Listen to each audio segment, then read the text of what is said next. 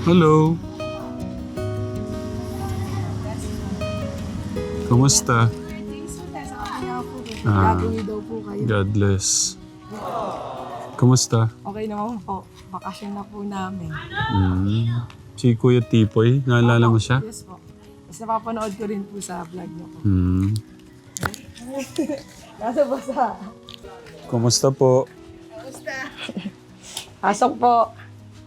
Iyon mo na lang. Wag na po, wag na po. Ay, hindi po, wag Hindi yan. kasi, Hindi po, sa hindi loob. po. Okay lang. Naka-chinelas po talaga po kami. At puro magiging ano po yun. Ano namatay ang kaya Tony po eh.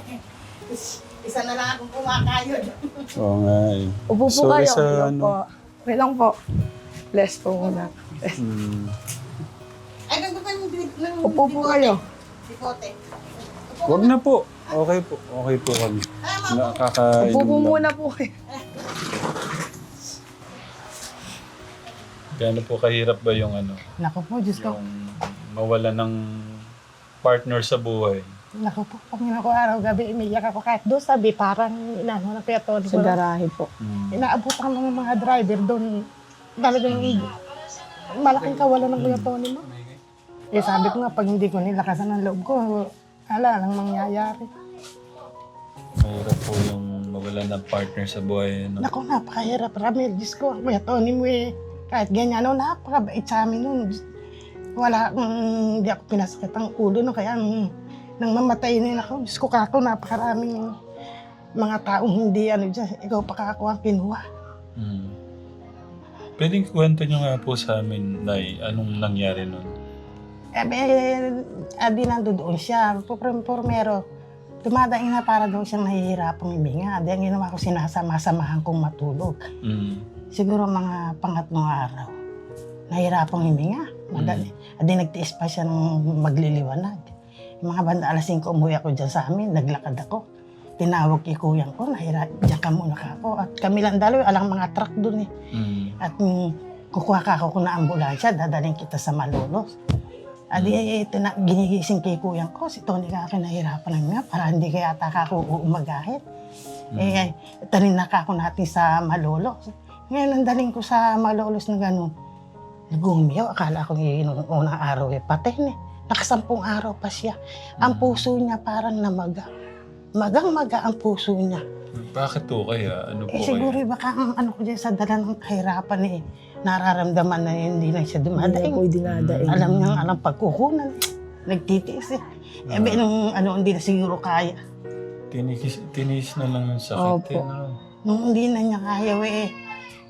Ayun, para mamamatay na ako. Ako, Diyos ko po. Kaya, Hindi po ba siya dumadaing sa inyo? Mahal, may nararamdaman ako ganon. hindi ko minsan nga, sinasabi sa akin, para akin nahihirapang huminga. Kung nga ang nangyayari sa amin, botong mapunta ron sa sa GGS na yun, siya na ang pirmis na natutulog, di niya na niya ako nakakasama.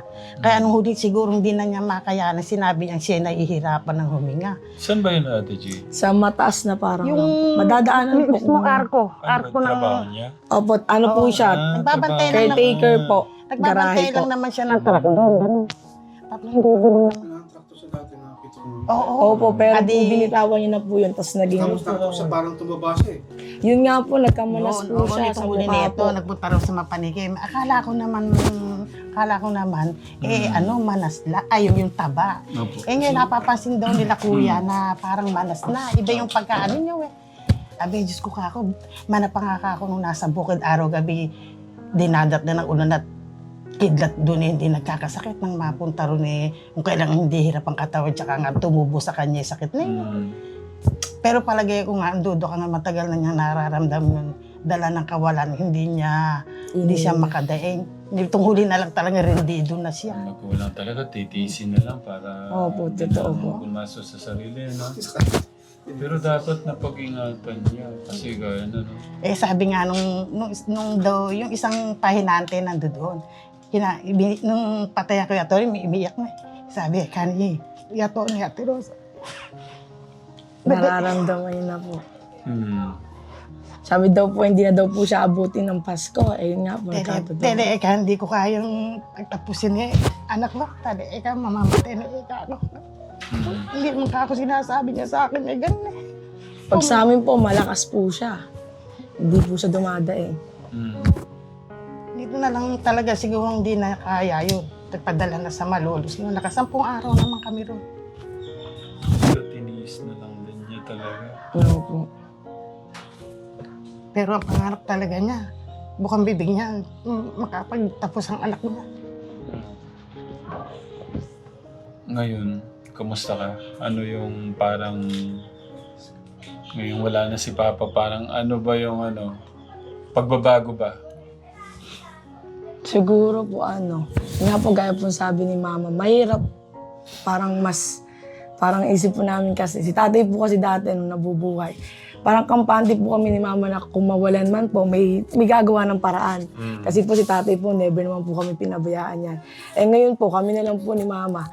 Kumbaga po, kung darating yung panahon na talagang kinukulang, di na po namin alam kung saan po kung sino na po gagawa ng paraan sa amin.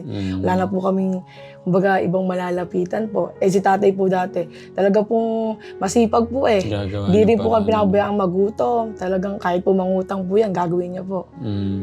Kaya po parang mas humirap po ngayon po talaga. Nung nawala po si tatay. Pero yun nga po, kumbaga po ngayon, sa akin naman po, mas naging motivated naman po ko na mas kailangan kong pagprosigihan kasi po, alam ko po na kahit nawala po si tatay, matutuwa po yun na makita niya po ako makapagtapos ng pag-aaral.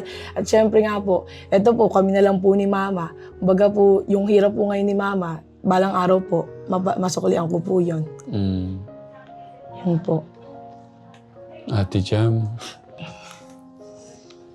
laban lang ha. Opo. Gawin mo lahat para Yes, po. makatapos ka. Eh, kahapon nga, huli exam niya. Pakita mo kay tatay. Ito po yung Patingin grades niya. ko po. Puro uno. Ay, grabe Kaya naman. nga, sabi ko, tuwan-tuwa ang tatay mo niya. Kaya hindi ko naman sa inaan siya pagpursigihan pa niya pag-aaral. Masipag mag-aaral, masiging mag-ano. Kaya ako inspirado naman kahit inuman ang Ito po yung pangarap mga sa kanya ng priority. tatay niya. Ay, grabe naman. Lahat, one? May isang dos lang po na Ay, ito naligaw. meron na sa baba. Pero Ay, Tuwa nga ako grabe, kahapon oh. eh. Kutekra mo. Lahat, line of one. Kaya tuwan-tuwa ka ako sa iyo, tatay mo niya. Kaya Oh. nagbabago sa pag-aaral. Ba't mo pinagbubutihan? Ba't ginagawa mo yung best? yun nga po kasi po, ako sa sarili ko po, may pangarap po ako para sa akin. Pero mas sigit po, may pangarap po ako para po kay Mama, para po kay Tatay. Eh yun nga lang po, nakakalungkot po. Kung darating po yung panahon na magtatagumpay po ako sa buhay, hindi na po maabot ang Tatay. Mahirap talagang mawalan ng mahal sa buhay. Totoo po. Diyos ko, walang Tony Migat, kami ganito. Ramile, hindi kami pinabayaan. Hindi kahit yun yung manginginom. Never akong nasantinom. Yun ay pinagmamalaki ko. Hindi ko kayo nabugbog. Ay, naku. Nasampal. Yun yung pagkalasing gagawin nun. Uy, ay ka, pahingin kape, makikita ko nakatulog na dito. Sa At bunot. hindi ko naman din Hindi nakatulog po. bang mag-asawang sinusundan, pinapahiya ang asawa. Sa akin, hindi ko na ginagawa yun. Rinirespeto niyo po siya. Mapakabait at manginginom. Ini sa tulad ng ibang babae, ini pag natali ko dyan, makita pagdating sa akin pag uwi, nakainom. Pero hindi nangyayari sa amin yung nagkakatibugan, nag-ano. Kaya saksi ang anak ko. Yung 21 nandun kami, anniversary namin, napunta kami sa Pantun. Ilan taon ka na, ate? Ano po, magta-20 po sa August. Pa third year college na. Kami po nila Madel, kami na po ate pinaka matanda po si scholar. Kakabatch po kami, si Madel, si Hazel po, ako po. Tsaka po yung mga dumagat po. Pare-press po kami third year po ata.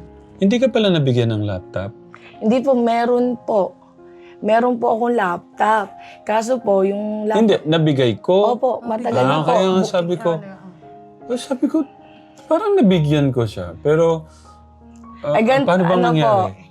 Meron po kasi yung laptop po na bigay nyo, buhay pa rin naman po sa ngayon. Kaso po, marami na pong sa keyboard po may problema. Tapos po yung laptop po pala na yon, Chromebook lang po siya. Hindi ko po siya magagamit. Kasi po, teacher, eduk po ang course ko. Hindi ko po siya magagamit pang connect po sa Kumbaga, medyo low spec siya. Opo, yun po.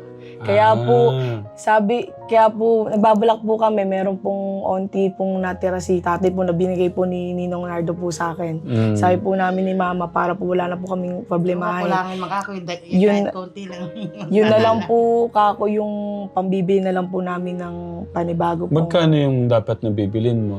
Tumingin po ako sa SM, meron po, pag daw po kinash, 26 po. Sabi ko po kay Mama, yung pera naman po ni Leonardo na binigay po sa amin, mukhang kaya naman po. Para po ako mairaos na po. Yun naman po magamit ko na po hanggang sa kung magtuturo po ako in the future po. Kaya po yun. Kaya po yung sinasabi ko rin po kay Leonardo, Pero sabi ng ayusin ninong niya, po. sabi ng ninong niya, nung piyesta na miyesta kasi kami ron, sinabi ko, Nardo, ako, gusto po ka akong binalaptap ng pamangkin mo kasi ako. Kumbaga yung bang new model, yung ano Oo po, yun yun kasi po low spec lang sabi po. niya, gagastos yung yung savings na ibinigay ko. Kasi gusto mo kuha kita kay... Doon ba? Parang sa ano po, yung home credit po, Home kuha daw po credit. niya ako. Siya daw po maghuhulog. Ang galawin niya, iyan laan sa inyong pamumuhay. Katulad nag-aaral ka pa. Oo Gusto po. mo kung kitang hulugan, ako maghuhulog. Sabi nung bayon na, hindi ba naman baka ako nakakaya? Bahala na ka ako kung ano.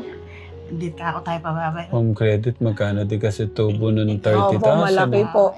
Kung ika-cash po, mas less po siya. Galawin niya, yan binigay ko para sa iyo. Ngayon kang gusto mo, nahiya naman ka, nakakaya naman ka kang, gusto mo ikakuha kita kaya yung credit ako na ang maghuhulog.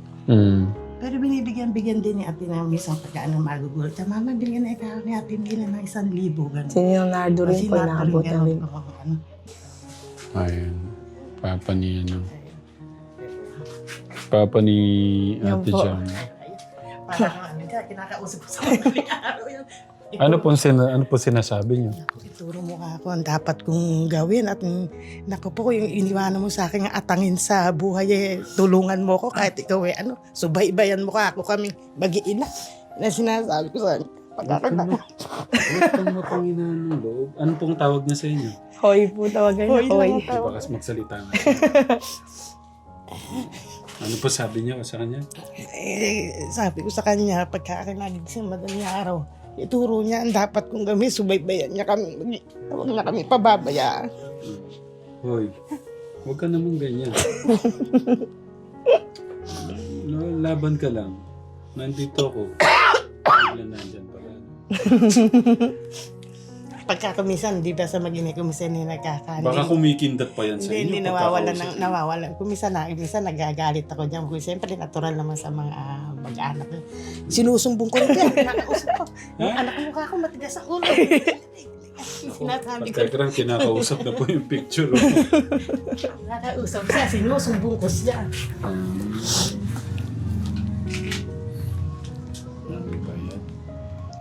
Mabait ang Kuya Tony mo, kahit ganyan niya. Kahit kami, hindi na kami pinabayaan ganito lang buhay namin.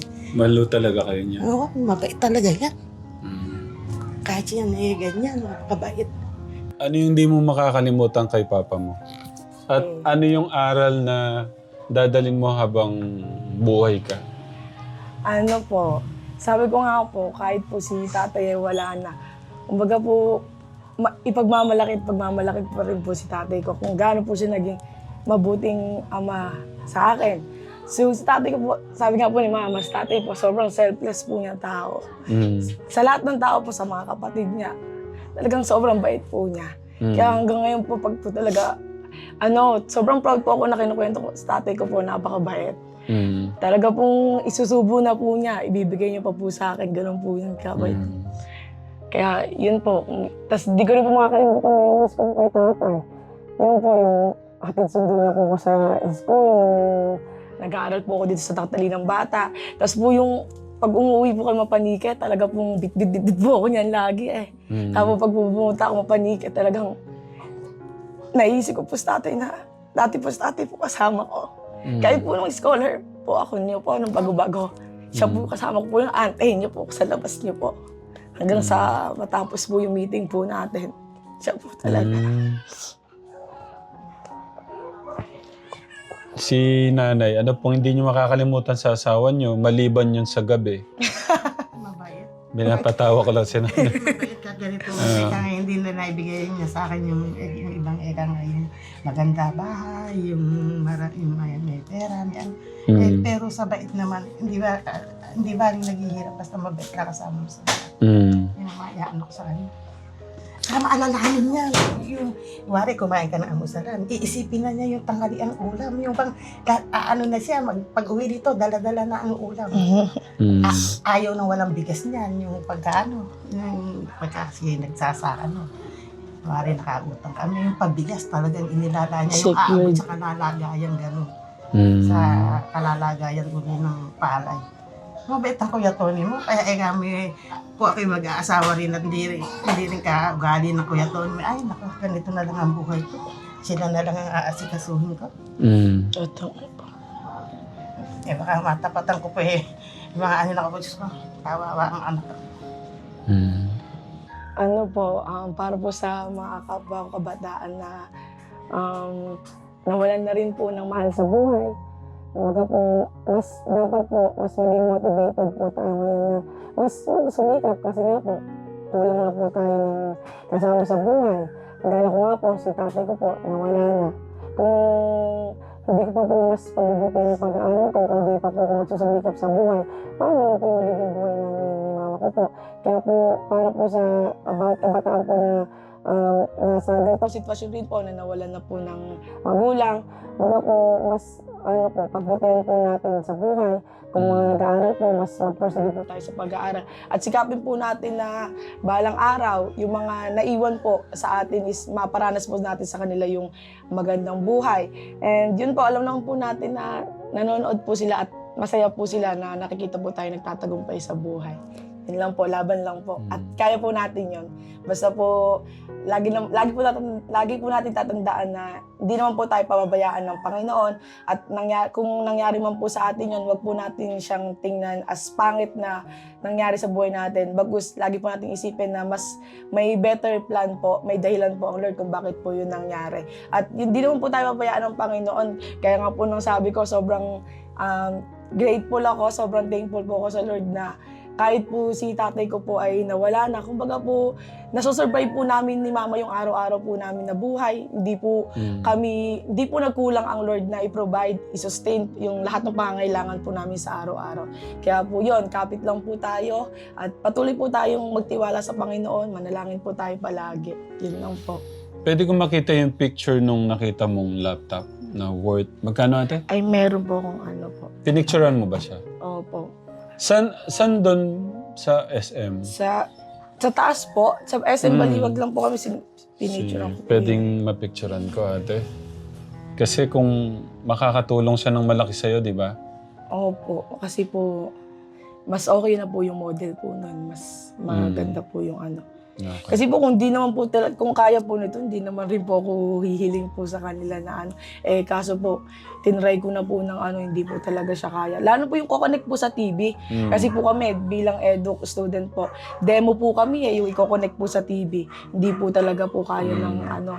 Kaya po sabi ko po kay mama kung kaya naman po iraos na po. Kasi po, matagal na panahon naman na rin po magagamit pag po laptop eh.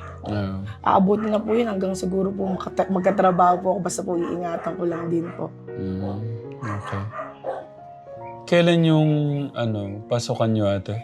Ano po, second week of July pa naman po. Kasalukuyan pa lang po kami nasa bakasyon ngayon, bago-bago lang po. Kahapon niya yung pang ano na yung binigay grade. Opo, nag-clearance po kami. Wait lang po, di ko po makita eh. Ito po, Sana makita. Ayun na, nakita na. HP po. Ito po yung i-avail ko po saan. Tapos kung cash daw po, aabutin daw po ng 26. Tapos meron po. So ito siya. HP 15 Ryzen 35425U. Processor AMD.